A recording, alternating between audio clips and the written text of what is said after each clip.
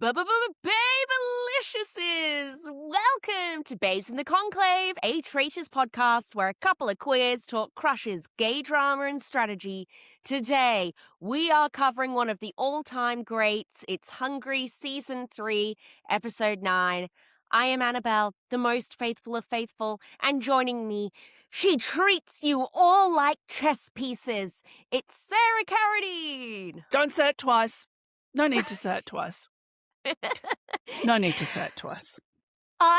Okay, this is such a mess of a season, and I'm still loving it. It is, you just can't understand, if you're just listening and not watching, you just can't understand how brilliant it is. But we let you know, and I think we animate it brilliantly. But how? We are on episode 9. There are 4 traitors. They've all made mistakes to a greater or lesser extent. One of them is literally showing the faithful video clips of the Traitors Conclave with the traitors in it, and still, spoiler, not one single vote for any of them. Not one single vote for any of them. Not a single vote for any of them. And you know, I was thinking about this so much this episode with how snowed and delusional Rekka and Nori are by Dr. R, the Rat Queen herself. And I'm like, if those two were faithful, they'd be useless as well. Mm-hmm. It's all You Dr. know? R. Yeah, it's all Dr. Dr. R and Gashbar are doing so much heavy lifting. Yeah. And they're one murder or banishment away from being in the majority. Yeah, no, nuts. I was talking about it in the Babes in the Conclave Discord, which is now launched. Disco, baby. Was talking about it with the girlies. And dear friend of the pod, Danielle, she's like, I just feel like the novelty's starting to wear thin at this point. She's like, this was mean to do to you after Traitors Turkey. And it's, look, nothing will ever beat Traitors Turkey for the drag. And this has not been a drag, but I am like, okay, feed me. When does it all kick off? I'm happy. They can go all the way through with no votes, as far as I'm concerned. Yeah, I actually think, like... I just had an amazing thought. Yeah? Imagine the final banishment, 5 at the table. The 4 traitors flick off the last of the faithful. Oh, no, they don't get to vote. I just love them to vote again and vote one of them off. But I suppose at that point, the game's over. Damn! I had this wonderful view of all the women. They would vote out Gashbar. Again. Let's be real. They would vote out Gashbar. Just vote out Gashbar. Yeah. I think my dream scenario, I mean, we'll talk about it when we get to predictions as to what I actually do think, but I want Dr. R to win by herself. I don't know how she's going to pull it out, but I would somehow I think it would be still really satisfying if we have this sort of drama play out, slow motion car crash the whole season, and then somehow in the final 2 episodes she pulls that little handgun out of her purse. We see her waving around in the B-roll and just bang, bang.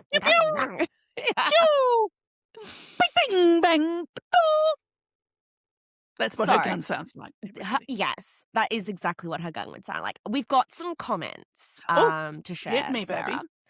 So, Musicologizing says, just popping by to say these recaps are currently the highlight of my week. Aww. Thank you, and keep up the good work. No. Aw. Love that. Shut up. Don't shut up. Keep it going. Keep Need it going. this. Keep it going. Dear friend of the season, Startup Boy. Startup Boy, hello. We live for Startup Boy. Gashbar has got to be one of the most endearing players of all time. Watching him try to scheme, be ignored, but keep trying again and again. It's truly adorable. It is. You're so right. It's so just the juxtaposition of sweet baby Gashbar sobbing because no one will listen to him. He's voting his crush out because he cannot get rid of these, begging people to listen to him. And then just like Dr. R quietly laughing, Mr. Burns Hansing in the corner, being like, you know what? it's all going to my plan. Exactly. Exactly. Oh, it's wonderful. And Norrie calls him Bunny. He's like, Bunny. why aren't you angry with me? Well, Norrie is actually angry with you. I don't know if you've noticed. That was a rage bunny. But they are positioning him beautifully. Just like, yeah, we're all in this together. I love him. Come on. All right, so we do have some really good tea from Dr. R, the Rat Queen, her very we self. love you. We're obsessed with you. So Timmy tells us, I had 3 personal rules before going into the game. Number 1, never volunteer to carry out the public murder if you're a traitor. Oh. Number 2, never put yourself on the death list if you're a traitor. Big tick. Number 3, never admit afterwards that you lied. Big tick. No need to confess to lying. I think all 3 are instant elimination moves. So you can probably imagine how hard it was for me not to scream and clap with excitement when Rekka put herself on the death list. I can imagine it. Love. Going back to Ronnie, the only thing that we absolutely loved Gashbar's character. He was this nerdy, anxious guy, and we were convinced that he'd become one of the audience's favorites. Correct. Ronnie always laughed whenever he briefly played with the idea of what it would be like if, in the end, it turned out that he was actually the traitor. In Hungary, this bit's interesting. This talks about, last time we were talking about Oliver. Yes. In Hungary, the country had a distinctly homophobic government for the past decade. People were actively encouraged not to accept LGBTQI people. Pride was banned, same-sex adoption was prohibited, and the constitution was amended to state that the father is a man and the mother is a woman. This summer, however, there was a change of government and a new, much more accepting leadership came into power. Oliver fought hard for that change. And right now, people here are feeling very hopeful. Oliver. We love Oliver. These are great. This is so great to hear from Timmy. First of all, great 3 rules. No notes. Great. Like, if you can fob off the murder in plain sight on somebody else, love that for you. Yes. Don't put yourself on the death list. Never. No, don't do it. Any list, any group, any small group, it's fine. Don't do it. Don't do it. Don't speak first at the round table is one of mine. Yeah. We love Not a Porn Star Ronnie. Loving Gashbar. Gashbar's so good. And we love that we are getting somewhere for gay rights in Hungary. Yes. And we love Oliver and... Yes. And whoever else in the house was queer, we don't know that there wasn't another. All of them, I assume. Except for Steven Seagal, yeah. And Ferry. Yeah. And Ferry. We don't want you. It's not that you're not queer, so we don't want you in the family. don't want you. I'm sorry. The Gherkin, I hate to say it, chaotic bisexual coded. Yes. Absolutely. I recently went to bisexual speed dating, and I'm just saying the Gherkin would have fit right in. Yeah. Yeah. Wonderful. All right. Shall we dive into the episode? If you'd like to. I mean, we can talk about other things for half an hour if you want to. Yeah, we could. But I think the listeners might want to hear about episode 9.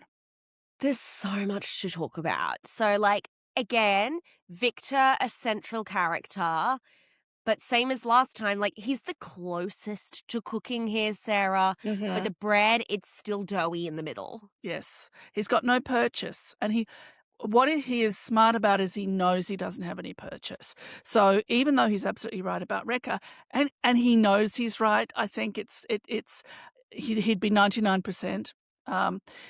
But he also knows that he's got no purchase. He's got no sandpaper. He's got no social capital, right? Thank you. Oh, I was trying to do a thing of, like, if you're watching the video, I'm trying to demonstrate suction. He's got no ability to run the vote, is what I'm trying to say. So how frustrating for you is, A, to think someone's a traitor, great that, B, you realise you can't run for it, and then C, later to go, I was right. And you sat just like that. Like, when we're looking at who is left in the game in this episode, you've got the Silver Steven Seagal and Ferry are close. Not the sharpest knife in the box, according to Sylvie. Blunt as. I think, what did I say about that? I said, not the sharpest tool in the shed. Yes. I was like, the man is so blunt. He's a flat peg hammer. He's a spoon. And, like, I'm sorry, Mrs. Sylvie, but at this point, you're one of those metal measuring tapes. You're also sharp, like flat ass, but maybe I could get a little finger paper cut. Like, nothing. And you anyway. snap back at the push of the button. So I'd say Dorka, and Dorka's got Mrs. Sylvie Fairy. I mean, Mr. Sylvie Fairy. She's kind of got some people. So, like, people who have friends. Silver Steven Seagal, Mrs. Sylvie, Rekha, Zhuji, and then, like, Dr. R is kind of in there. Like, everybody loves Timmy. Everyone loves her, and she's good. She's tight with Mrs. Sylvie in particular. Then, on, like, three completely separate islands, I should say, like, out in the cold, no friends, and not even really friends with each other. Can't even see each other to wave. No, we've got Gashbar, God bless him. We've got Victor, and they know they need each other, but they can't help throwing each other under the bus in, like, a desperate attempt to save themselves. Victor never recovered from that close vote. No. And I feel like it's worth mentioning Nori. Yes. Like, Nori's got no one either. Yes. Like, what about Zhuji? No. Zhuji's not there for Nori. The only No. I mean, what about Zhuji as a friendless? Oh, no. Zhuji's ride or die with Rekha. Oh. Do you get that? She's Rekha's number one. Even when we have that little side quest circle, Rekha makes a big scene and says, everybody knows this has been my closest person in the game since day one. It's Zhuji. Oh, yes. Except, well, it's not true, though. Because she's a traitor. She's a traitor and she's lying. But, Yes. Yes. She's got, like, none of those faithful are winning, let's be real. But at least they've got friends. And listen, we're thundering towards a traitor when the only question is how many of them and which ones. Yeah.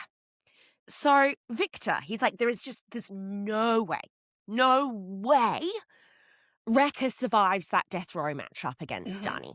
If she comes in, it's her. But he's pitching this to a completely, like, deaf, unsympathetic audience. It's Dorka and Zhuji who are willing to twist themselves into pretzels to justify Rekha coming in through that door and being a faithful. And it's like, the crazy, they will accept, it's really weird that happened, but, like, what if Dani was a traitor and decided to sacrifice himself to let faithful Rekha come back? Like, some of the theories were just mental. Pretzels.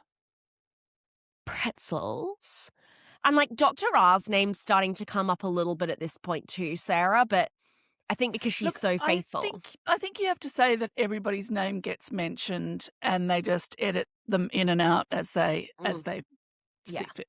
But the fact that they have edited in people saying Dr. R means that, there's some foment coming potentially? Question mark? Yeah, I don't see a universe in which Dr. R doesn't win this. Yeah. It's just who's there with her. Yeah. But Victor knows it's going to be a struggle for him. Gashbar, however, is excited. Just because he's failed for the last 3 to 4 episodes in a row. It doesn't mean that... Yeah. Today is the day. Today's the He day. finally has some evidence. Traitor he makes this statement. Traitor at the round table, guaranteed. Oh, well, first of all, there's a situation where there might not have been a round table, so that shows how much you know, Gashy Bunny. Oh, Gashy Bunny. Oh. So he's throwing everything at the wall. He's backing up Victor. He must be suicidal because he confronts Dr. R at the table and is like, so remember how you had a little slip up last night and said we should meet in the conclave? Didn't you say conclave? Didn't you say conclave? I think you said conclave, didn't you? Wasn't that you? Was it? I seem to remember somebody said, was that you say conclave? And she says, yes, I did say conclave, and then Dorka corrected me to round table. Yeah. Full stop. I wouldn't call it a slip up, I'd call it a misspeak. I misspeaked. He's not, spoiler alert team, Gashbar's not going to make any headway today. It's going to end with him crying and begging. Exactly, and he's not going to get any votes either. Yeah. Because he could not possibly be a traitor. He is so hapless, helpless bunny. He is going to seriously piss off Dr. R, though, so at least he's achieved that. Yes. Meanwhile, Nori. Yes. Nori has been setting some new KPIs. Lest we forget that there's someone in the season called Nori, and not only is there someone called Nori, she's a traitor. Lest we forget. I thought she really popped this episode. That's right. She came back. Yeah. She had some Bunny truly Nori. unhinged Nori moments, I thought. Yes, I was very pleased to see her. I've missed her. I'd missed her too. So she's got some new KPIs today, Sarah. They need to reduce their timing. They've been paying attention every 1 second. Now they need to start paying attention every 0.1 seconds. Yeah. All right. And we're going to be gunning for little girl Dorka today. Yes. We can't afford to keep her here. What if she gets a shield again and we can't murder her again? This bitch needs to die. Can you explain to me, why are they so hell-bent on getting rid of Dorka? They don't need to get rid of Dorka because there's sus on Dorka, and Dorka isn't anywhere near them. Yeah, I mean, that makes sense to me, Sarah. There's sus on Dorka. She is clueless. I mean, you could say that about all of them, in fairness. Mm-hmm. But I don't understand why, for episodes now, Dorka has to die. The men do simp for her. The men... And Sylvie thinks she's a wonderful, wonderful girl and a traitor. And I can see it more from Mrs. Sylvie's side. So Mrs. Sylvie is... she's got her eyes set on Dorka today. Yes. Egged on by various other people. Of course. But Mr. Sylvie, we've seen him. He had a lot to say about the Gherkin and Sylvie's relationship, but Mr. Sylvie spends a lot of time buttering up Dorka. Yes. Sure, it's his traitor guardian angel, but I don't blame Mrs. Sylvie for being like, it's over now. Embarrassing to watch you. Have you seen yourself?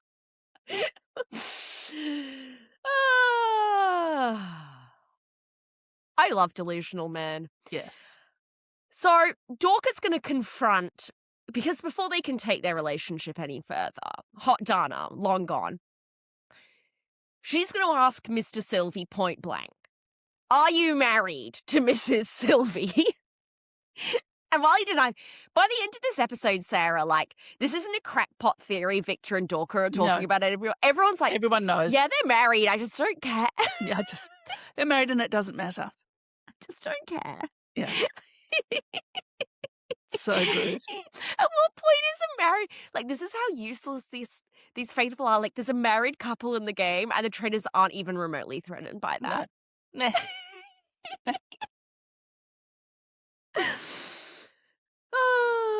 Sorry. Wrecker enters. Well, Sarah. They were married at the time of filming. Let's just put it that way. I think they're still married. Yes. I mean, well, he needs to stay married because who else would have him? Who else? She could do better. Sylvie, he could do better. Sylvie could do better. Like, if he leaves, Dorcas not interested. She's got Hot Dana with the white boy cornrows reading. Hot Dana's waiting for her at the gates of the castle. And, like, can you imagine? He runs over to the Gherkin's house to try and woo his ex-wife back. Woo! God, imagine the lecture you'd have to hear from the Gherkin first. It's not worth it. Oh. We're talking about their characters on the show. Calm down, everybody. Talking about them as characters on the show. Come on. We're just making stuff up. I'm living in a fantasy world at this point. They can't catch any traitors. Oh, I have another showman still. I'm theorizing as well when we get to the mission. That might just be fictional and in my head, but I think it's a thing. Anyway, so Rekka comes in and Victor's fired up. This is what he's been waiting for. That's it. I've caught her. I've got her. Yeah. He said if she comes through the door, she is a traitor. And you know what, Victor? You are right. Yes, you just can't do anything. You can't do anything with the information. So she's got this super convoluted story about last night because Dorca wasn't there. Yeah. So talk to us about this insane story. They're going to want to know what happened. And the best lies, not that I would know anything about lying, but the best lies cleave very closely to the truth. So she could have said, we were led in blindfold. We sat down. Attila gave us each the opportunity to speak and plead our case. Danny went first. He said rah-rah. I went second. I said rah-rah. Attila called for a vote. It was silent. And then he asked Danny to stand and remove his blindfold. And he said, Danny, you who am I talking about? Yes, Danny, you are killed. All good so far. No way, if that actually happened, would Attila give him a moment to say goodbye to Rekka. That's where it completely falls apart. I wouldn't even have him taking his blindfold off.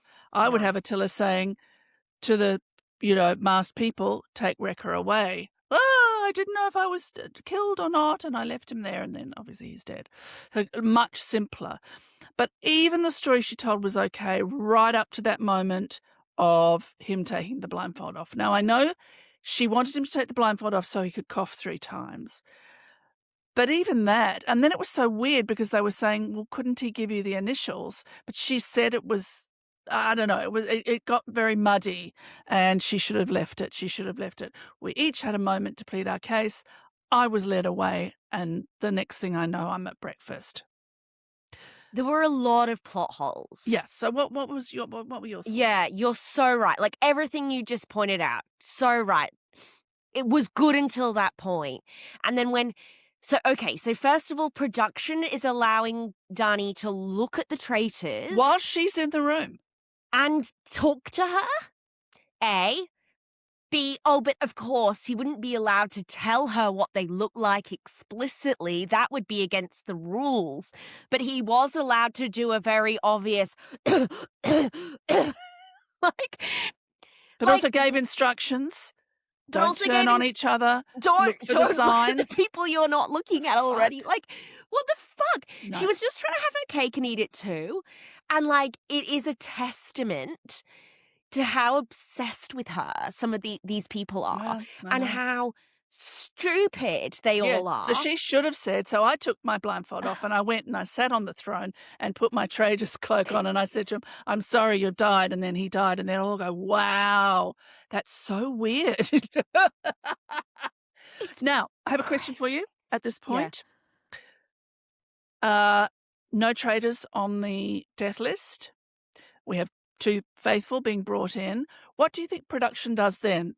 Do they get brought in one at a time to plead their case? Do they plead their case side by side? How do you think production had it planned if there were only faithful there at that conference, shall we say? I reckon bring them in, have them plead side by side, because then they have to hear, you have to say that stuff in front of them. Yes. And I think it ups the ante. Yes. I then think the traitors point at which one they want. Yes. And then they take the other one away. The other one away. Yeah, exactly. And then I think the hood's come off. It's a Yes. face-to-face I would have reveal. loved the face-to-face. So I think that she should have thought what would have happened if it were too faithful, and she should have told that story. We each got to plead. Attila asked for a vote. There was a terrible silence, and I thought I was going to be sick, and then I was taken away.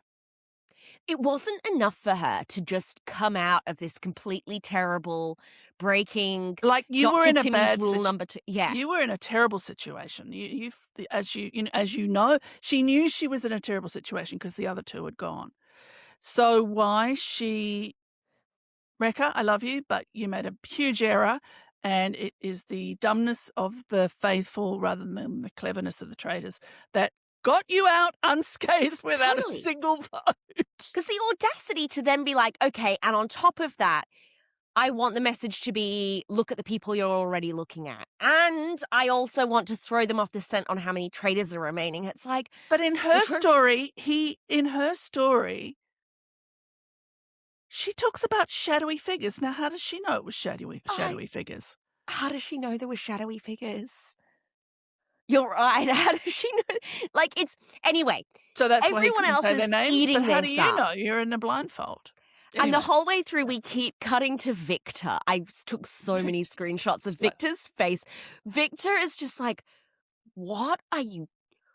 Who is buying this? He's eye-rolling. He's like... looking around the table. Everyone's like, oh, Rick, are you hearing for this? you. Oh, you poor thing. How scary.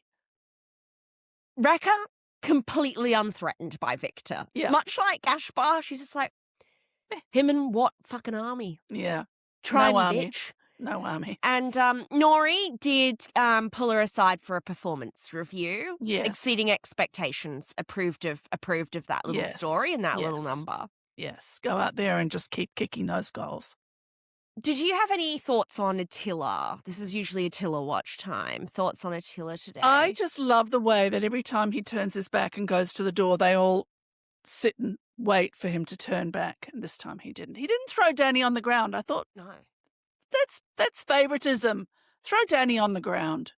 It was pretty humiliating for Downey the way he went out, though, in fairness. Yeah, facing down Rekha, being so sure it was Eniko. I know. It was embarrassing. Yeah. I noted, I think because I'd been able to move past the hair and put the hair in a box. And he does each night. He takes off the hair and puts it in a box. So, yes, that's where it goes. I was like, stop focusing on the hair. It was the heavy matte foundation. Yeah. So it's just one tone of foundation. No, finishes blending with contour. No, it needed more dimension. So that's my feedback to the styling team. Okay. Apparently season 5's coming out soon. Season 5's coming out soon, yes. Of Hungary, yes. Maggie George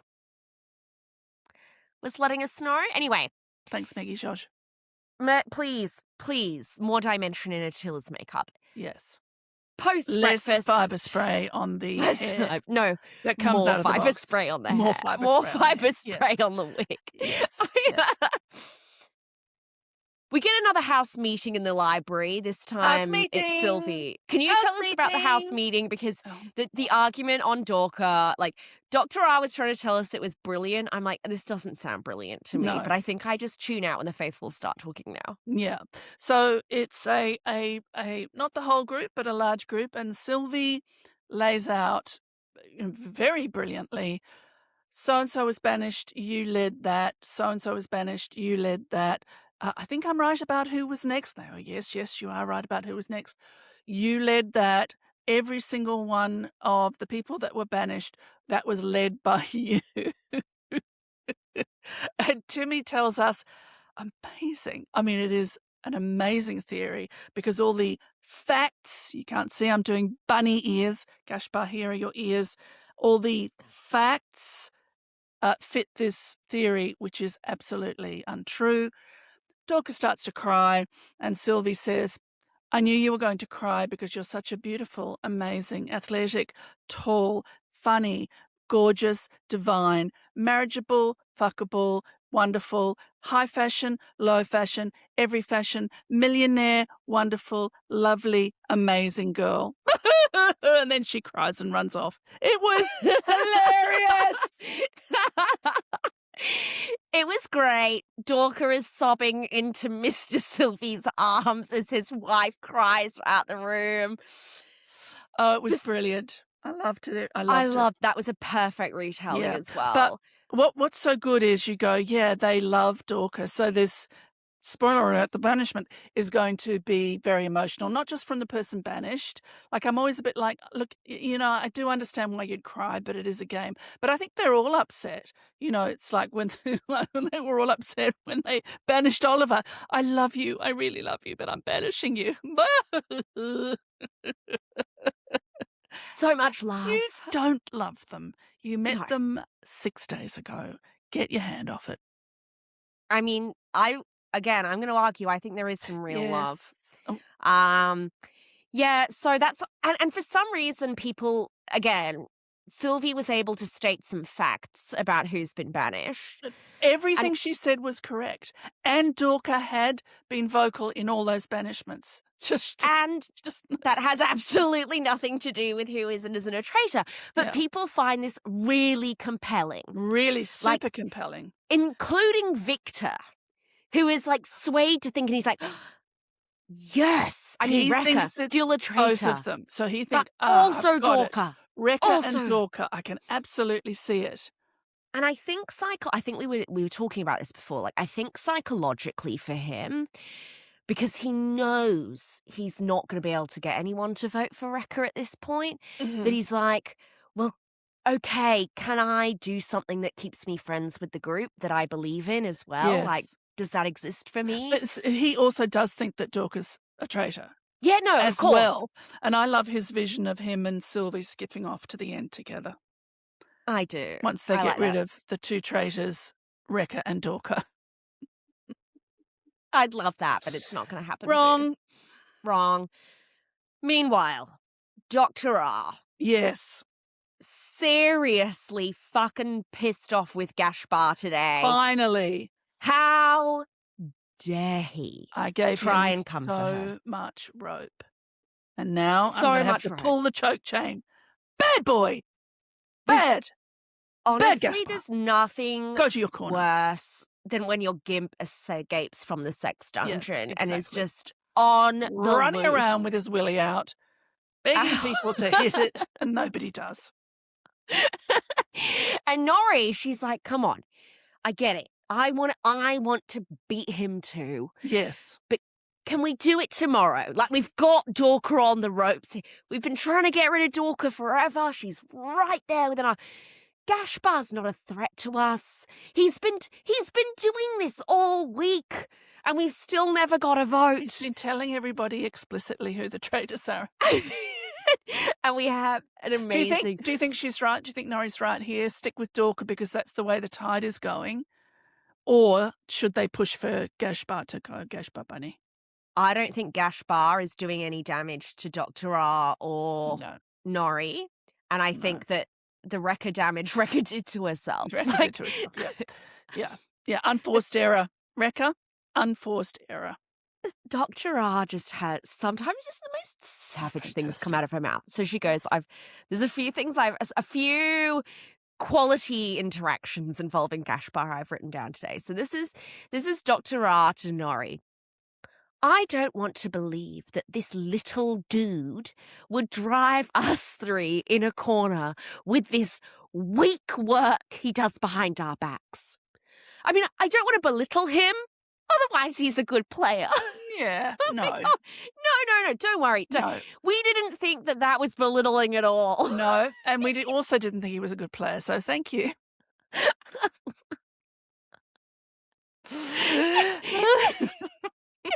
Time of death. Yes, time of sixth or seventh death. This man is he's a pussy, and I mean a pussy cat. Calm down, everybody. Kitten, famously. He's a kitten, and he has 9 lives. I think he's used 7 of them.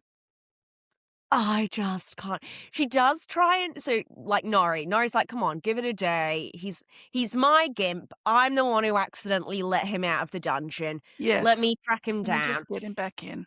We'll find him. I've got the taser. Wrecker He's also chipped, so I can follow him on the bidip, bidip. I'll find him. Yeah. Wrecker is the main victim of Gaspard's nonsense as well, and has been from the get-go, ever since that misstep with Zhuzhi. But she's also kind of not on board either. She's like, you know what? And Dr. R's like, you know what? Fuck this. I don't care whether Wrecker goes or Gaspard goes. I want one of them going. I'm not splitting this money 4 ways. Brilliant. And it's funny that, like, her and Gaspard are probably the most like-minded of the 4. Yes. The most cutthroat. But they sort of see the game in the same way as well. Like, well, they see it as a game, which is like yes. super important. A lot of people miss that, not just in this season. Like, Nori's a robot / early model AI. I love Nori. No, I'm obsessed with Nori. She's back on Crush Pyramid this week. Wrecker is just oozing charisma and wants to play what big happy families we're all going to the end together. Yes. Whereas, like, Gaspard and Dr. R, I think had they built that trust earlier in the piece, could have been the powerful duo he wanted himself and Nori to be. Yes. He just picked the wrong person. Yes, and he didn't have the wherewithal at the right time. He didn't get the timing right, and he pissed in it. But she says she's been, positive on him until today. So he's finally lost her. Boo. Boo. What could have been? Meanwhile, he is scrambling around desperately, trying and failing to convince people it's Wrecker. And we head off to the mission. Yes. Which is going to be spot the difference in pairs. It's going to be crime scene. Yay! Crime scene in pairs, yes. You enjoyed crime scene? I do, and I always flash back to spoiler alert, everybody, but you've had years to watch it. I flash back to the winner of New Zealand Season 1, who is legally blind and has MS. And when they did crime scene, he was the only one in his team of 3 who spotted any of the differences. Love. I do like this. I like this challenge. I like the B-roll where the production is trying to make us think that Attila was the one that went in between each go and personally reset it. But there you go. I loved it. It makes sense to me. I liked it. There was some highlights for me. It was Fairy and Silver Steven Seagal just being the useless duo idiots. They are. But the thing now, Fairy, you almost made me like you, damn you, because he says to Steven Seagal, he says, yeah, well, we were just completely useless. With a big smile on his face. I thought, Mr. Sylvie, don't make me like you. Oh, Mrs. Sylvie continues her Operation Miss Scarlet, try to seduce Gaspard to keep him on side as her traitor guardian angel. Fucking Wrecker partners with Dorka and almost lets her get the shield again. I'm like, you had one job, Wrecker. You had one job. Stop spotting differences. Stop spotting differences. They came first equal in terms of the differences spotted. Insane. Wrecker, like, again, you had one job. One job. The conspiracy theory, though, for me. Yes. Right? So, Zhuzhi, in desperate need of a makeover, Zhuzhi. Like, I honestly think a haircut and she would be one of the hottest people on this cast. I totally agree. She's got amazing bone structure. So she's in a pair with Victor. Mm-hmm. Victor, no friends, Victor. And when they come out, she tells us in confessional, we worked well together. We could easily work together in real life too. Zhuzhi! Is this a Zhuzhi Victor showmance? Yes. I'm calling it. I think they're in love. I'll second it. Get a haircut, ship it, to be Shushi. That's all honest. you need, literally. Actually, you don't need a haircut. You're a gorgeous, gorgeous woman, but get a haircut. I'd get a Victor could do something with his hair as well. Just get some of that weight out of the hair. You've got a lot of it, and it's really thick, so it's quite weighty. And it sort of pulls you down. I know Annabelle and I are sitting here with quite a lot of hair, but it's very fine. Yours is very thick and beautiful weighty. and thick. But you need to get in there. And Victor needs He's to grow rocking his the hair a early little bit. 2000s too much hair gelled up to the... Yes. He needs to go a bit more, a bit longer, a bit floppier with the hair, please. And maybe just a fade underneath. Kind of obsessed with them, though. I look forward to seeing these two make out. So Mrs. Victor and Mr. Georgie then. Yeah, I like that. It's the showmats no one asked for. But no thanks to Rekka.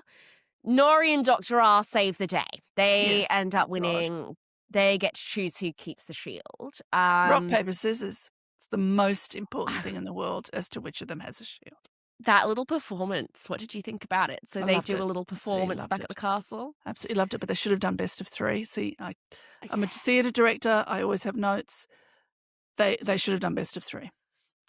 That was another really good Nori line. She tells us, the people need theatre.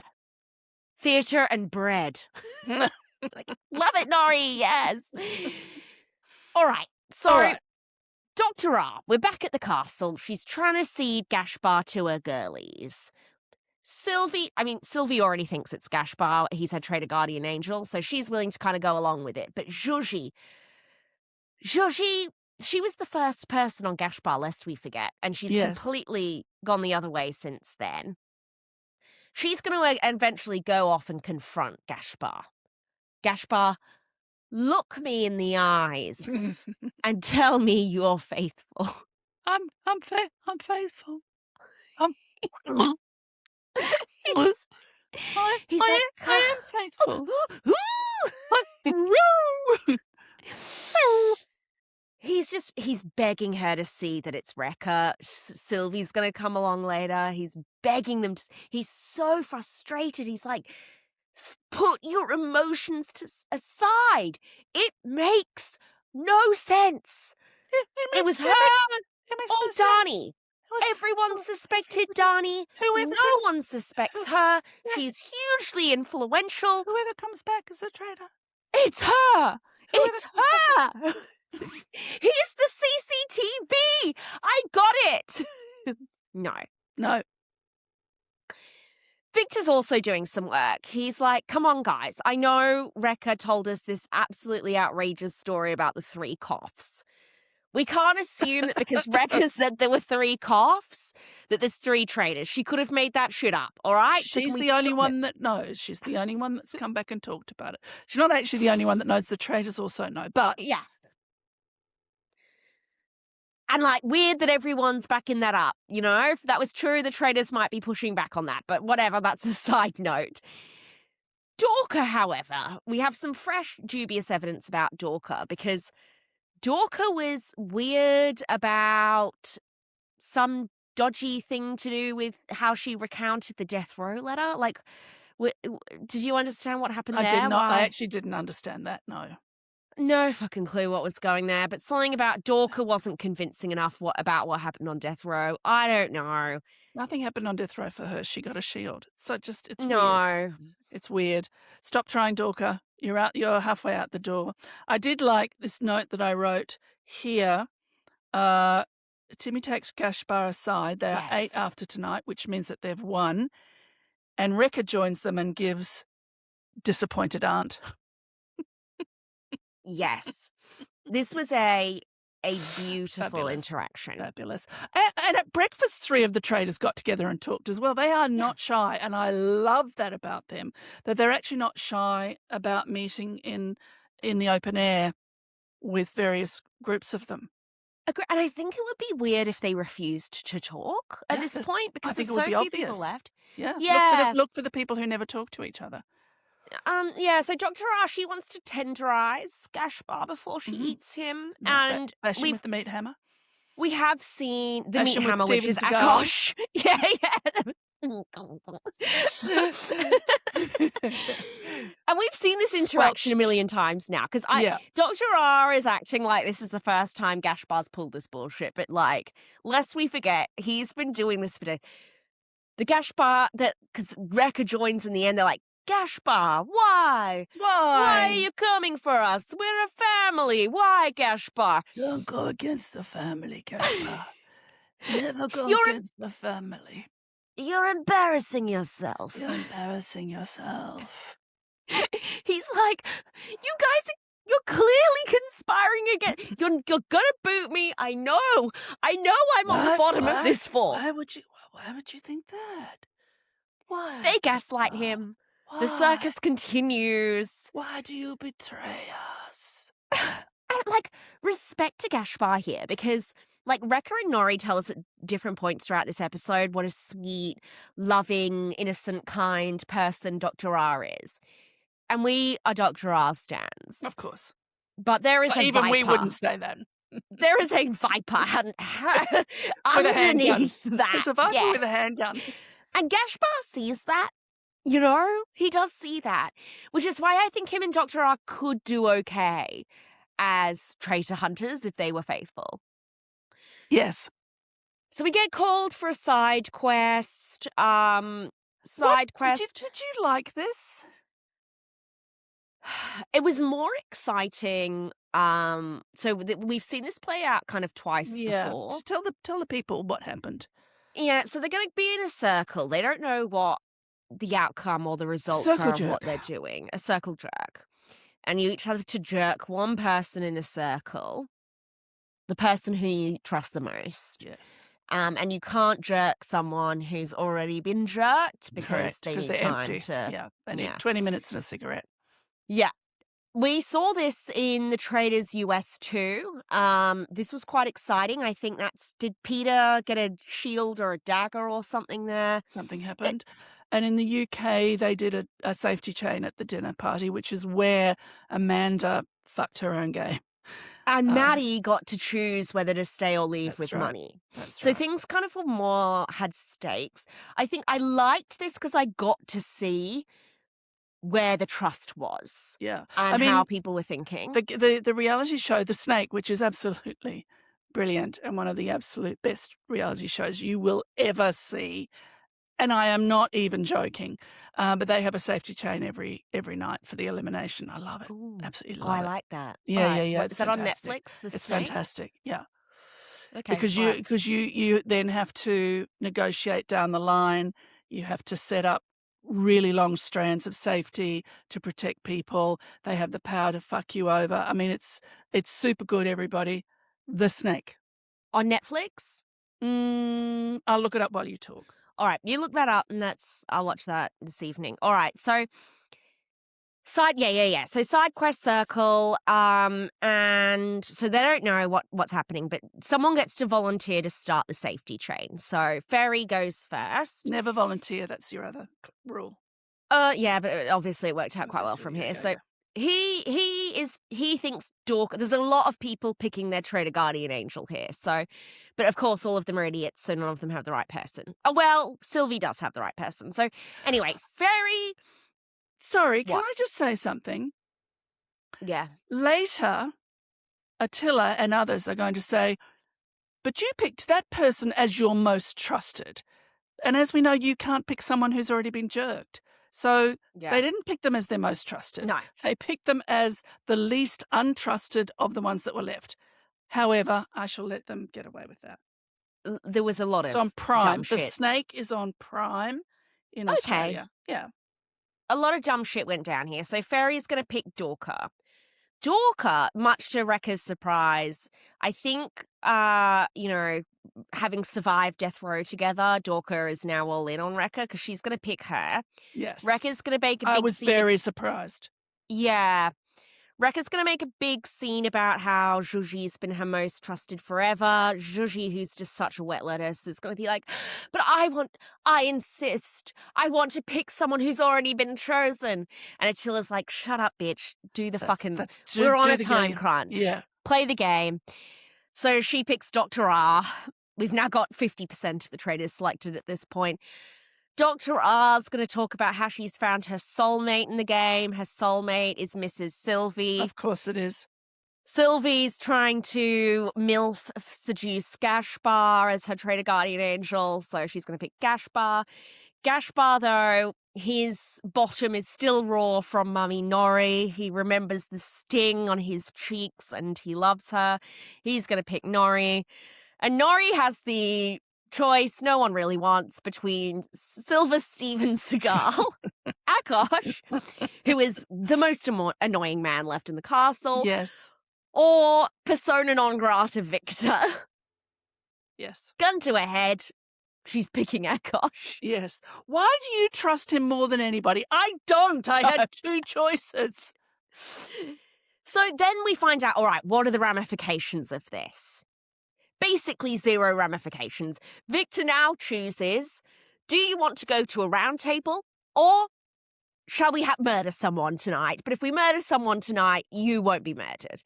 And Steven Seagal, mustache twirling, he's like, wow, he must be a traitor. Must be. Because a faithful would always choose getting a shield. Mustache Steven Seagal, if he chooses a round table, everybody gets a theoretical shield. Bluntest tool in the shed. A genuine fucking idiot. Come on. This is what nobody in the entire, does not matter which season, what language, who you are, traitor faithful, nobody is not choosing round table. Yeah, it was just so everyone would you like you to have a shield or everybody to have a shield, including you? Oh, what a difficult choice. I mean, I guess like the whole thing here, right, is supposed to be that if you're the person not chosen on the safety chain, then you're most likely to go at the round table. But the difference between a safety chain versus, I think when Maddie did it, people voted for there's been a version of this where people vote for who is the least trustworthy and that person gets the choice. Mm-hmm. In that case, it's like, well, if you're definitely going at the round table, probably, do you choose to survive the night? But it was just... Maddie should have taken the money. Maddie, I love you. And I know you listen. I don't know if you listen to this. You should have taken the money. Yeah. Always take the money, everybody. Always take the money. No, I'm. You don't go on the Traitors to win. It's an unwinnable game. No, that's true because nobody wins. Yeah, exactly. Be a splash. Yes, that's true. So the round table. I wouldn't take it. Yeah. No, I want to play.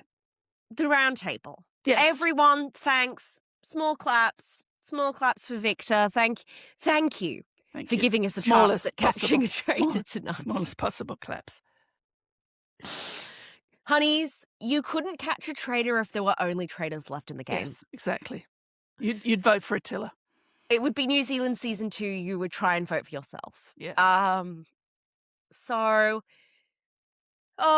Tell us, what are some highlights here? Because there weren't a lot. I have to say that this round table, my mind was wandering.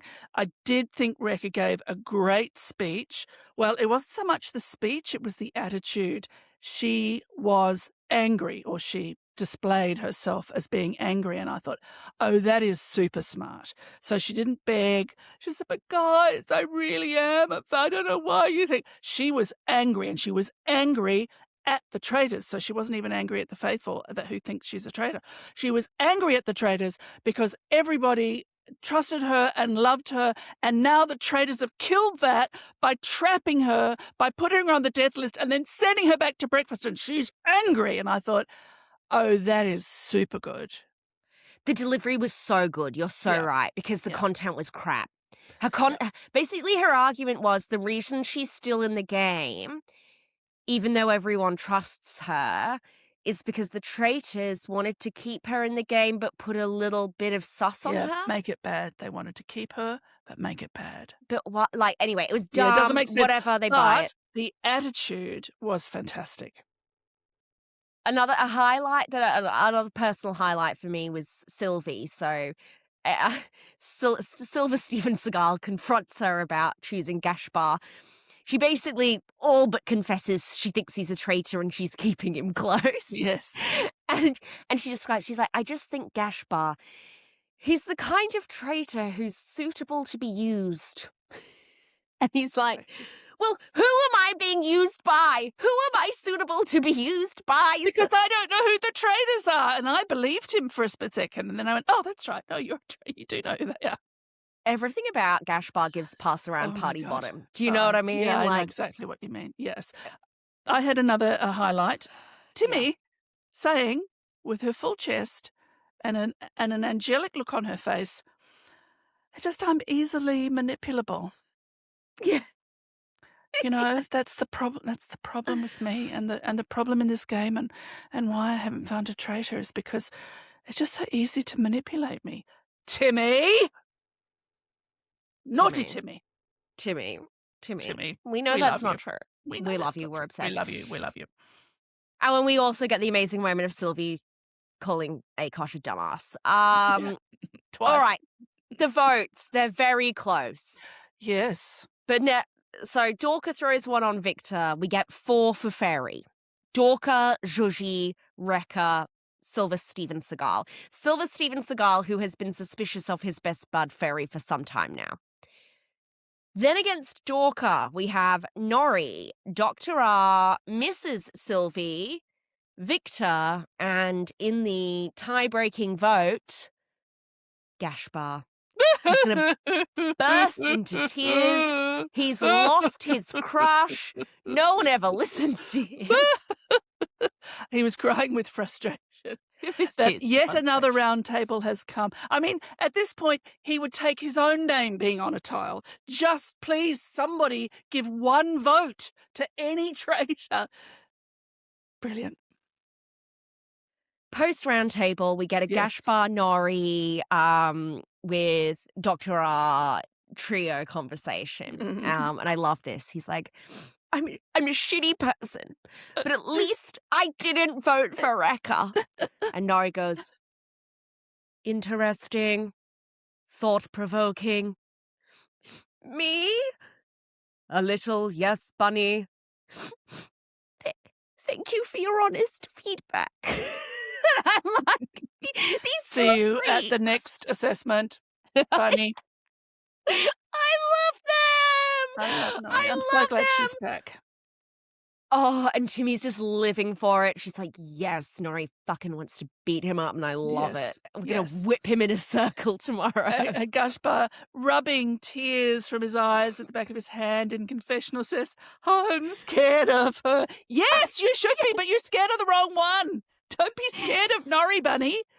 Be super scared of Dr. Rat. Protect Bunny. Oh, Bunny. Oh, my God, Bunny. His ritual sacrifice. We've been saying since the moment that they recruited him that they were going to meet with him and then kill him and eat him. And his ritual sacrifice is going to be incredible. I love it. So good. Then there's a bit of tea going on. So people have made the connection between Sylvie and Gashbar after the side quest and after her sort of publicly talking about it. And Zhuji's got some evidence she's bringing to Rekka and Victor here. Victor already trying to kick Oh, by the way, Rekka, it was actually Gashbar who seeded the idea against you. I never said your name. Never once did I. I didn't even say a word that started with R. So I never said it. So Zhuji's like, so Dr. R initiated a conversation with myself and Sylvie. Saying Gashbar, he's a bit sus. Then today, Sylvie brings up Gashbar like it was all her idea, but then also goes ahead and defends him. I think the vision here is that Sylvie is the dominatrix traitor and Gashbar is her submissive traitor. And even Victor seems kind of in on this. Yeah. I like it. I'm into it. It's horny, for sure. Sure she likes it. Because she was means she was right all along from episode 1. Yeah. The ladies, they're all done with Gashbar tomorrow. So that's happening. Before we get to predictions, should we do predictions first or crush pyramid? Well, first I want to call out Victor's plan. Victor now tell me has a plan. Victor's plan. Yeah. Okay, so here's Victor's plan, as he tells us. So here's his plan. I'm going to banish a traitor, and then I'm going to banish a traitor, and then I'm going to get recruited to be a traitor, and then I'll win with them at the end. Victor, you don't have enough banishments no left for that to come to. Great, good plan. Good plan. And I thought maybe that came from earlier in the season, but no, he's wearing the clothes that he wore at the round table, so no. No shenanigans. Literally impossible at this point. I mean, there's 9 going into the next episode because there's no murder. So it's 5-4. If you get a traitor at that point, I suppose it's then 5-3. But we're really running out of time here. Yeah, we're running out of runway. Great plan. Your runway's run out. There's no recruitments happening this season. No. There's no recruitments happening. Because we're not going to get down to 2 or indeed 1. No. Not mathematically possible. Not before the Fire of Truth, and then after that. It doesn't matter. Well, maybe let's do predictions. Okay. Predictions. So we're at the final 9. We've got 4 episodes left. Yes. Sort of how do we see things playing out at this point? 4 or 3? How many are there in the season? I thought there was 12, but there might be 11. So 3 to 4 episodes left. Yes, we've just done 9. So 10, 11, 12. 3 episodes. Okay. Oh, sorry. So hold on. If that's 3 round tables, that's 3 people. But then the Fire of Truth, you can banish as many people as you want to. So yes. Okay. Predictions. You go first. Okay. So for me, right, like Dr. R is winning this. Yes. The question is, and the girlies are they're done with Gashbar, but we've had a lot of false promises on that here. What I want to know is, does Victor go before Gashbar or Rekha? I think Rekha, I can see Rekha not winning at this point. I'm looking at the numbers. I think Victor, Silver Steven Seagal, and Ferry all go out before Rekha does. That's going to be my big claim. And I think Gashbar goes out before Rekha as well. So give me all the men going out the game before Rekha. I'll give you the final 3. The final 3 is Mrs. Sylvie, Dr. Rat. These are predictions, everybody. I'm not spoiling because I don't know. Mrs. Sylvie, Dr. Rat, and Victor. That's the final 3. Oh, give me Juji. Ah, yes. Give me Juji. Give me Sylvie. Give me Nori and Rekha. Okay, yeah, I'll buy that. So we're saying Nori and Rekha. Where's Dr. Rat? Oh, you said sorry. Nori and Dr. Rat. Rekha's not there. Nori and Dr. Rat. So Dr. Rat. We're both in agreement that Dr. Rat and Sylvie are at the Fire of Truth. Yeah. And then there's some combination of Victor, Nori, Joji, something like that. Yeah. None of the other men. Steven Seagal, the bluntest tool in the box, definitely goes. Ferry definitely goes. Gashbar definitely goes. Victor may or may not go. I do think that Gashbar should get some kind of honorary award because, like Sisyphus, he was carrying this season, desperately pushing for some drama the entire time. Oh, Bunny. Every night, starting all over again. Oh, Bunny. I'm so sorry. Let's do our Crush Pyramid, shall we? Hit the theme tune. Ooh, hoo, hoo, hoo. Crush Pyramid. Crush Pyramid. Crush Pyramid. Would you like me to start or will you start? Shall I mix it up and start for a change? Yeah, mix it up. Why don't you start? Yeah, all right. Lovely. So I'd like to give an honourable mention to Victor this week. His budding showmance with Juji, hot. He's almost correct. That's hot. But unfortunately, he's not correct enough to make it onto the Crush Pyramid this week. And the women were slaying this episode. So I think he was on my pyramid last week. He's off again. Yes, we both put him on the pyramid last week, yes. Yeah. Bottom of my pyramid, Nori. She's back on top. She's back just saying unhinged things like a poorly trained AI model. And that's very interesting what you just said, Bunny. Yeah. Like illuminating. I can't believe she's a real person and I'm so in love with her. She's hot. I've now, like, back to Noribel of it all. I just think at the start, I thought that she was going to be, like, the kind of dom one. And now I'm just seeing that I'm going to have to do a lot of social heavy lifting for us, but I probably don't need to be intimidated by her either. Correct.